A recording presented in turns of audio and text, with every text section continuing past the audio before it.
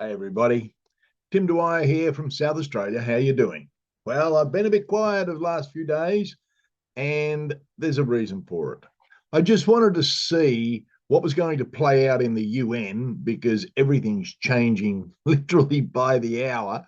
And it's really, really interesting. I tell you, it is really interesting. Um, there's many, many, many things happening, and the UN is being called out for the controlling bunch of bastards that they really are, taking sovereign countries in a direction which is not serving the people well. Now, I want to start off with something quite a bit different for me. The other day, I was heading from Gawler down to Adelaide or towards Adelaide, and I spotted a cloud doing a U turn. Yeah, you heard me, one of them clouds that just appear. And it was doing a U turn. Let me show you. I'll share the screen here. Let me bring this up. Let me get that there. Let's have a look at this.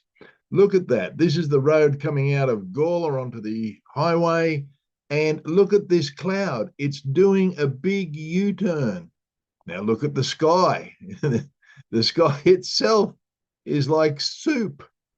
It's not clouds, you know that, I know that. And this was at 12:48 on Thursday, the 25th. So I concluded what I had to do and came home. And then I jumped on the computer because this fascinated me how a cloud could do a U-turn like that. And, normally the clouds just run in perfect straight lines and then just ooze out like sludge across our sky. So I jumped on the computer and look what I found. I found an RAF plane doing loop-de-loops. Now, it took off from the RAF base at Edinburgh. The blue is where it's climbing to an altitude.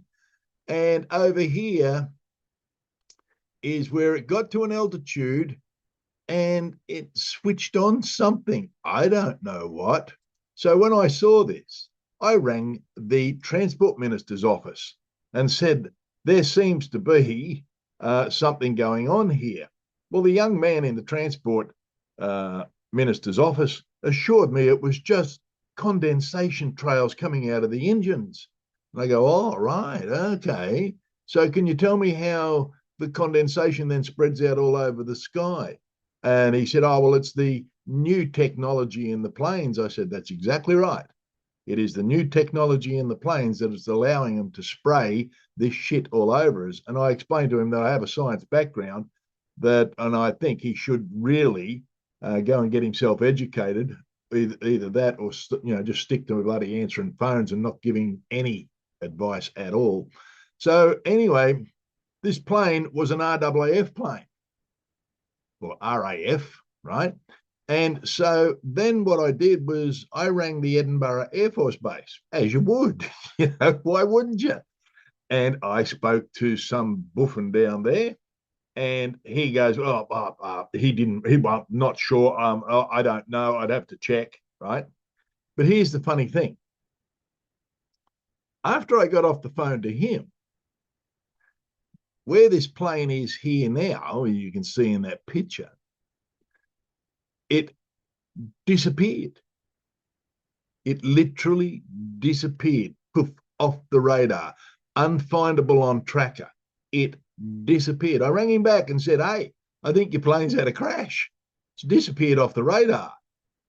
And he didn't have much explanation for that. No, we haven't had a plane crash. And I said, well, it's gone off the radar. Something's gone horribly wrong. And so therefore, once they found out somebody in the public was onto what they were doing, they gave it up. They shut it all down. And so what happens here is this. If you're anywhere near South Australia, you would have seen the bloody peace supers we've had for the last few days. And it's being driven by the RAF, the Australian Air Force. Isn't that wonderful? See, this is the bloke in charge. Air Marshal Stephen Chappell. This bloke, nothing happens in government departments unless the head of the show knows what's going on.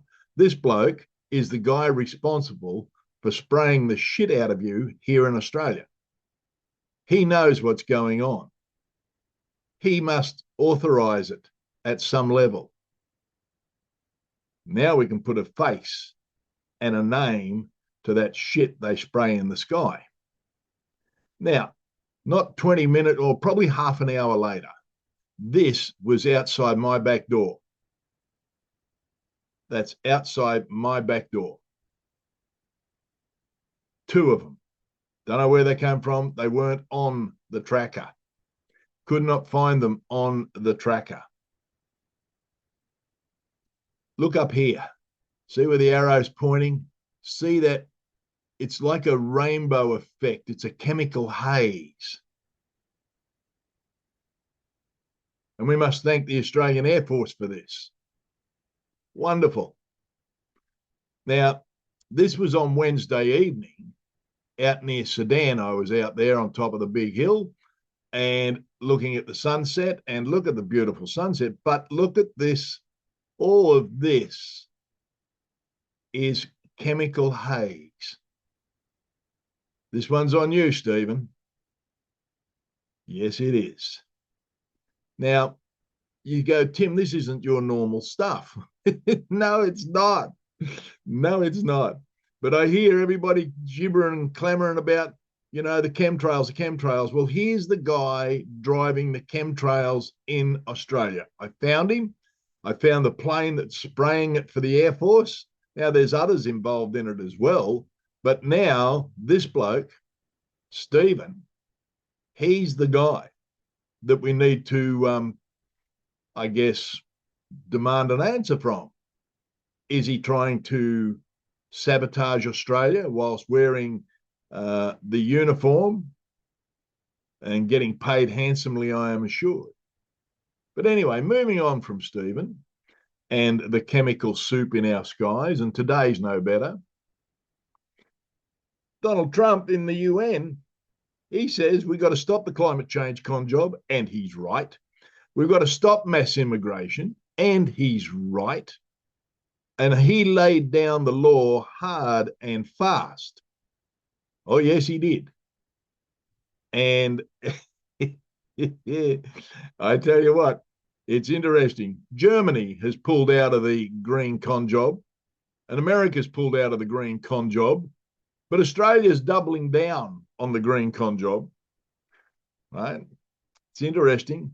And I noted the other day that Anthony Snotbucket Albanese had dinner with Macron and his, whatever that is. And it's interesting that, Albanese got engaged ages ago, not long after he became prime minister, so as to seem to be in the normal realms of the marital acceptance. Still hasn't happened. But anyway, friends with benefits, she's on a good thing, getting free trips around the world, pretty handy. Anyway, moving right along. Here's Anthony Albanese, Ellery, betraying Australia in the United Nations,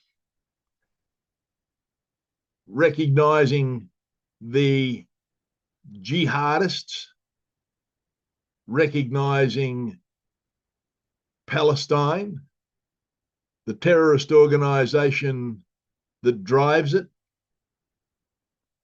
And this thing, I don't know what's ever going to become of him. But I think the Nepalese had the right idea. I really do. So my idea is this. The time has now come for the reformation of the Commonwealth of Australia. The time has now come. It's just that simple.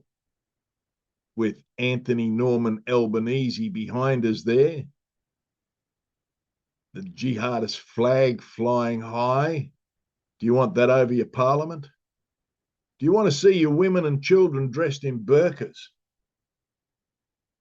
Do you want to be able to see this country disappear down the drain so fast? You give these people, these extremist Muslims, an inch, and you've only got to look at France and Holland and England to see what you're going to end up with.